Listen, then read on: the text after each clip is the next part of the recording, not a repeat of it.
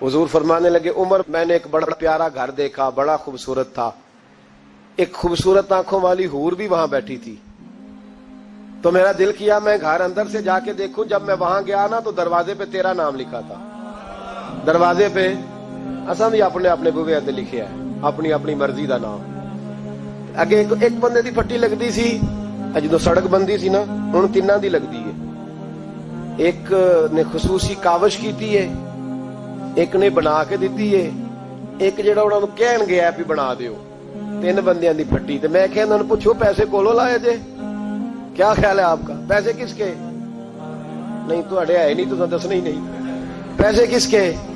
फट्टी किसकी? क्यों भाई? जब पैसा आपका है तो फट्टी का क्या मतलब? फट्टी वो लगाए जो मालिक है। जन्नत के हर दरख्त में मेरे नबी के नाम का कलमा लिखा है, इसलिए कि हुजूर जन्नत के मालिक है सल्लल्लाहु।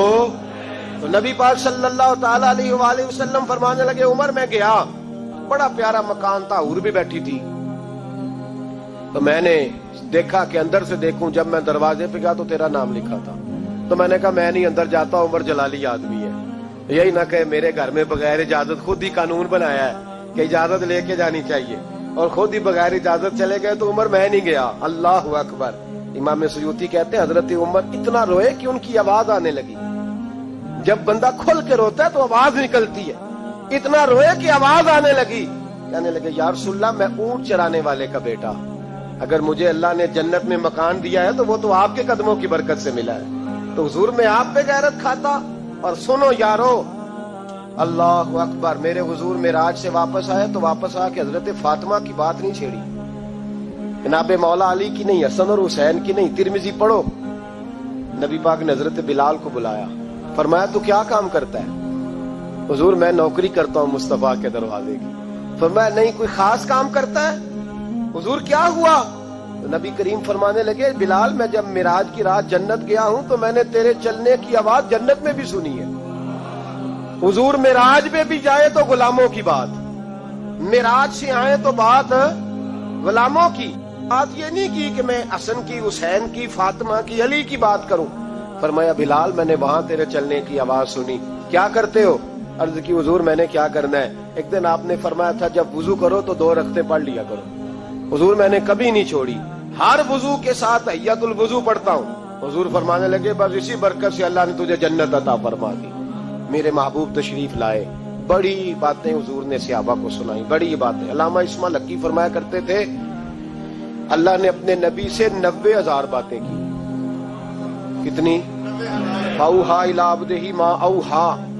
अल्लाह फरमाते हैं मैंने अपने बंदा खास से बातें की, फिर खुद ही फरमाया माँ औहा, तुम्हें क्यों बताएं, जो मर्जी की। इसका तर्जुमा है माँ औहा, जो वही की, जो मर्जी की। तो अल्लामा इस्माइल हक्की फरमाया करते थे कि रिवायात को जमा करें अकवाल को, तो कहते थे हम तज्जिया करते हैं, सही नहीं बता सकते।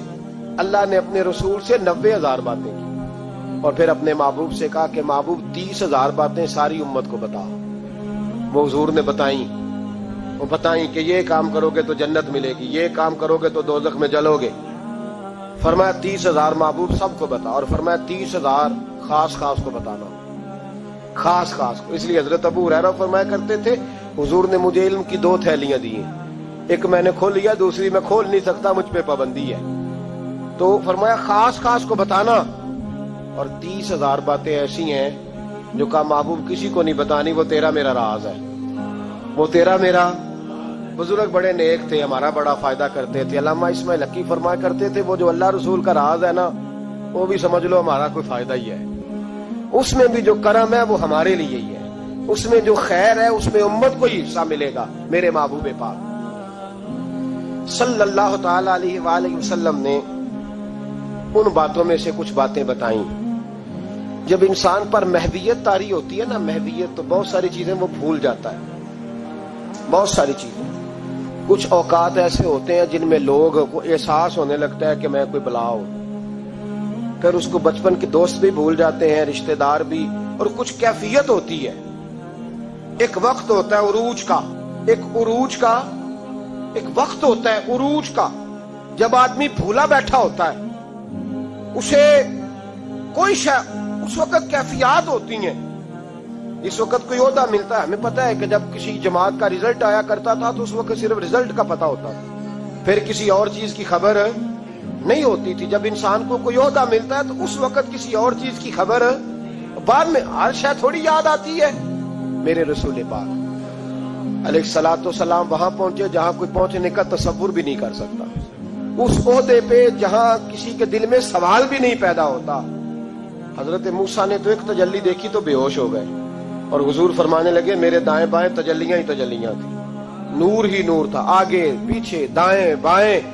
اور فرمایا رب کریم نے مجھے اپنے حریم خاص میں بلایا, اور پھر میں نے اپنے رب کی حمد کی اور میرے رب نے مجھ پہ درود بھیجا. اب محبوب فرمانے لگے بڑی باتیں ہوئیں. پھر رب کریم نے کہا او میرے محبوب کے غلاموں, یقین کرو ہم سب کا شکریہ ادا کرتے ہیں. ہم نبی پاک کا شکریہ اگر ادا کر نہیں نہ سکتے تو ہم کوشش بھی نہیں کرتے. اتنا تو ہونا کہ 200-400 بار درود شریف ہی روز پڑھ لیں. پر میں رب کریم نے کہا محبوب کوئی بات, تو حضور فرماتے ان تجلیوں میں جہاں حضرت موسیٰ جیسے بے ہوش ہو گئے مجھے بھولا نہیں. میں نے کہا مولا میری امت پہ رحم فرما, اے اللہ میری امت پہ. حضور فرماتے ہیں رب کریم نے کہا 70,000 بغیر حساب کتاب بخش دوں گا. میں نے کہا یا اللہ تھوڑے ہیں. فرمایا ہر رمضان کی رات میں 70,000 بخش دیا کروں گا. مولا تھوڑے ہیں.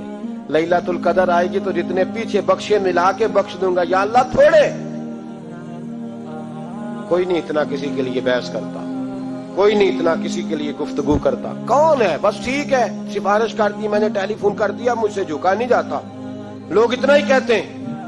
لیکن محبوب فرماتے ہیں میں نے عرض کی مولا زیادہ کر, تو کہتے رب کریم نے رحمت سے فرمایا کہا محبوب چل سودا کر لے, آدھی امت کا میں حساب ہی نہیں لیتا, بغیر حساب کتاب بخش دوں گا. چل آدھی کا تو حساب کرنے دینا, آدھی کا. تو محبوب فرمانے لگے مولا تو ساری کا حساب کر, میرے ساتھ ایک وعدہ کر, مجھے سفارش کرنے کا حق دے, مجھے سفارش کرنے کا حق دے, میں سفارش کروں. عسیٰ یبعثک ربک مقاما محمودا. تو پھر رب کریم نے فرمایا محبوب جا میں تجھے مقام محمود عطا کروں گا, تو وہاں کھڑے ہو کے بات کرنا. میرے رسول فرماتے ہیں پھر وعدہ ہوا وَلَسَوْفَ يُؤْتِيكَ رَبُّكَ فَتَرْضَىٰ. محبوب رب آپ کو اتنا دے گا کہ آپ راضی ہو جائیں گے. اور مسلم میں لفظ ہیں, خوش ہونے والی بات سنا رہا ہوں, مسلم میں لفظ ہیں. ایک صحابی کہنے لگے حضور پھر آپ کب راضی ہوں گے؟ نبی پاک فرمانے لگے اس وقت جب میری ساری امت جنت میں چلی جائے گی, میں اس وقت اپنے رب سے. اب کرنے کا کام یہ ہے کہ مسلمان کھول کے درود شریف پڑھا کریں. حضور کے بارے میں کبھی خیال نہ لاؤ کبھی بھی, اور ہم بڑی ذمہ داری سے آپ کو گائیڈ کرتے ہیں. ہم ہر بات سن لیتے ہیں. نبی پاک کا نام کوئی صحیح نہ لے تو ہم سے اس بندے کی بات نہیں سنی جاتی, نہ ہم سے نہیں سنی جاتی. اس بات پہ اپنے آپ کو پکا کرو. شان رسول, عظمت رسالت, نبی پاک کا مقام و مرتبہ, اس کے بارے میں کوئی کمزور جملہ بھی کہے تو وہ شخص ہمارے لیے قابل تعظیم نہیں ہے, اس سے بیزاری ہے. حضور کو اللہ نے بڑی شانیں عطا فرمائی. ہمیں تو روز یہ ذکر کرنا چاہیے کہ بالغ الغلاب کمال ہی کشف الدجاب حسنت جمیع خصال صلو علیہ. رات آپ لوگوں نے سونا نہیں, کوشش فرمائیں, فرض نہیں ہے رات کی عبادت. اب یہاں بھی لوگ سوال کرتے ہیں, کہتے ہیں جی صحابہ کرام میں راشد کی رات بیدار رہتے تھے. تو میں نے کہا بھائی وہ سارا سال ہی رہتے تھے, وہ تو ہر رات اٹھ کے عبادت کرتے تھے. ہمارا زمانہ تھوڑا گڑبڑ آیا ہے تو ہم کہتے ہیں چلو اپنے آپ مشکل ہو جائے گا, ایک جگہ سارے اکٹھے ہو جائیں اور عبادت کر لیں. اور یہ وہی سوچ ہے جو حضرت عمر کی تھی. انہوں نے کہا اکیلے اکیلے تراویاں پڑھیں گے تو کوئی نہیں پڑھیں گے, جماعت شروع کراؤ. ورنہ نہ حضور کے زمانے میں باقاعدہ ہوئی نہ حضرت ابو بکر کے زمانے میں.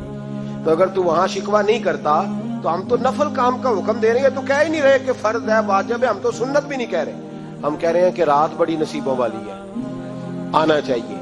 اور سب سے ضروری اس رات یہ ہے کہ حضور کی نعتیں سنیں.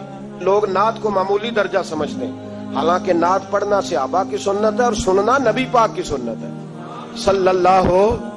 کچھ پروفیشنل لوگوں نے نعت کا نظام بھی خراب کیا ہے, لیکن جو اصل نعت ہے اس نعت کا بڑا وقار ہے, اس کا بڑا درجہ ہے.